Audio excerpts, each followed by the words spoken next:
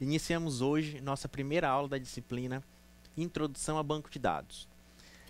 Nessa nossa primeira aula, a gente vai tentar entender a parte conceitual dele. O que é um banco de dados? Sua definição. Mas antes de entrarmos no conteúdo, vamos entender a ementa, ou seja, o conteúdo programático que a nossa disciplina vai ter nessas 4 aulas, videoaulas. A nossa disciplina de Introdução a Banco de Dados, ou BD, ela vai trazer como ensinamento modelo relacional, diagrama de entidade relacionamento, modelagem de banco de dados relacionais, que é o nosso foco, introdução à linguagem SQL, com as linguagens de definição de dados, onde temos o create table, drop table e alter table, e linguagem de manipulação de dados como select, insert, update e delete. A gente vai estar aprendendo até um pouquinho mais do que essas linguagens de manipulação em geral, entre outras. Mas antes de entrarmos e colocarmos a mão na massa, é interessante entender o que é um banco de dados. Para a gente poder começar a construir o nosso dia a dia no curso voltado para essa lógica do que é um banco de dados. Então, segundo CJDate, existe uma descrição que eu acredito ser muito interessante, que a gente vai poder entender, que é uma analogia a um armário. Vamos entendê-la. Segundo o CJDate, o banco de dados, por si só, pode ser considerado como o equivalente eletrônico de um armário de arquivamento. Ou seja, ele é um repositório ou recipiente para uma coleção de arquivos de dados computadorizados. Então, basicamente, ele diz que o banco de dados ele é um armário, né? E nesse armário eu coloco meus dados. Só que o que a gente vai aprender além disso é, além de organizar esses dados, como que a gente trata esses dados?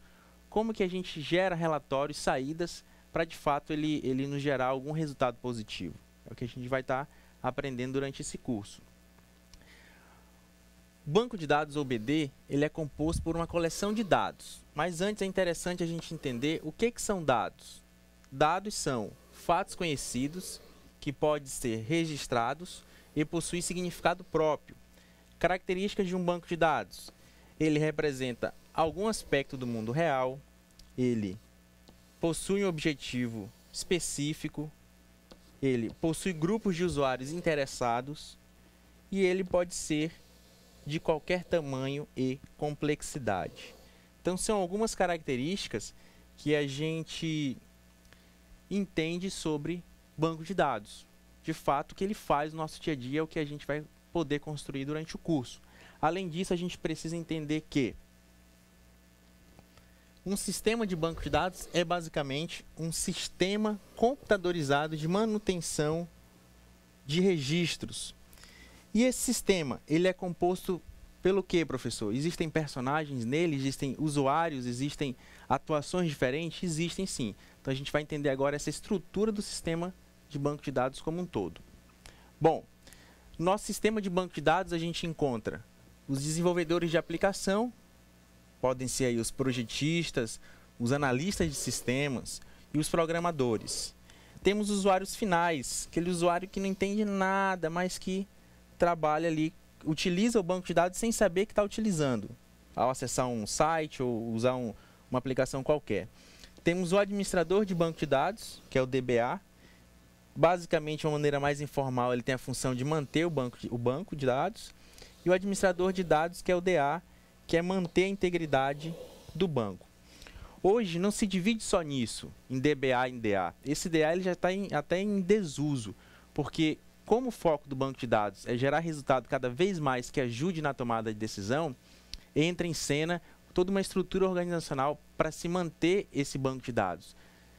Especificamente do gerenciamento de dados em si, como gestor de dados, onde se tem outros ligados a essa mesma função. Bom, além disso, a gente também precisa entender a arquitetura dele. Como é que esses personagens atuam na arquitetura do cliente-servidor? Então, imagina que meu sistema de banco de dados é tudo isso aqui, onde eu tenho o meu banco de dados em si, eu tenho o meu servidor onde eu tenho o sistema gerenciador que gerencia tudo isso. Eu tenho os clientes que utilizam as aplicações e tenho os usuários finais lá com seu desktop, workstation, trabalhando, acessando um site ou uma aplicação qualquer. Então, como é que é dividido essa arquitetura em termos de usuário? Back-end e front-end, o que é isso? Então, front-end nada mais é do que aquele meu cliente final, aquele sem conhecimento nenhum, que utiliza um personal computer ou uma workstation qualquer. Temos programas de aplicações também que pertencem a essa categoria, front-end, e a interface com usuários. Aquela imagem, aquele rosto do programa ou do site que o usuário trabalha para estar clicando e fazendo suas operações. E do outro lado, na outra ponta, temos o back-end, que é o servidor, onde trata do armazenamento e acesso aos dados, e normalmente é utilizada uma máquina robusta para o seu armazenamento.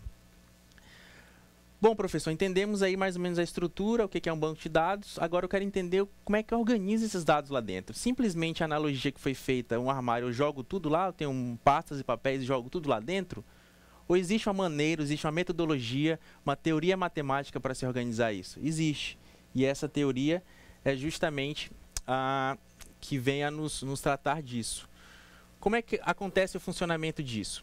Através do modelo relacional, que é o que a gente vai focar no nosso curso. O que é esse modelo relacional? Ela é uma teoria matemática criada por Edgar Francod, isso lá em 1970, importantíssimo objetivo, para descrever como a base de dados devem funcionar.